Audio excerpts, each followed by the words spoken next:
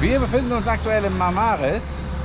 Ja, allerdings waren wir eigentlich aus einem nicht so schönen Grund da. Mir ist jetzt am Wochenende ein Stück vom Zahn ausgebrochen. Wir mussten zum Zahnarzt. Das muss jetzt leider erst mit Antibiotika behandelt werden, weil da eine Entzündung drin ist.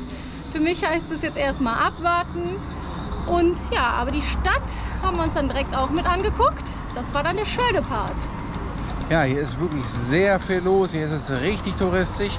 Der Yachthafen ist wirklich riesig. Das eine teure Yacht neben der anderen. Die Geschäfte hier sind auch Luxus, so wie die meisten Yachten. Und ja, das ist normalerweise nicht unseres. Aber ich glaube, dass man hier auch sehr schön Urlaub machen kann, wenn man das möchte.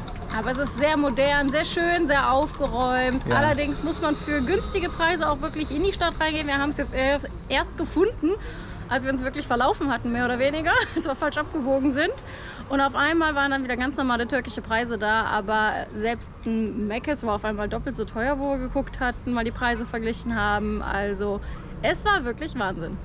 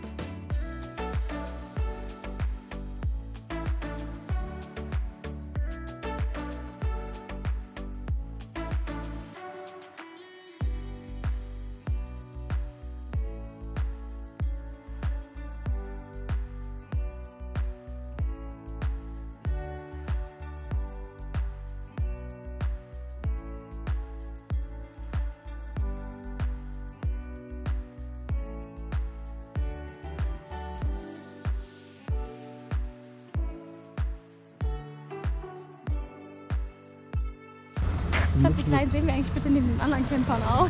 Winzig. Sieht aus, als wären wir mit dem Hyundai angereist. Wir machen uns jetzt gleich wieder auf den Weg für unseren Platz heute Nacht und mal schauen, wo wir das nächste Mal landen werden.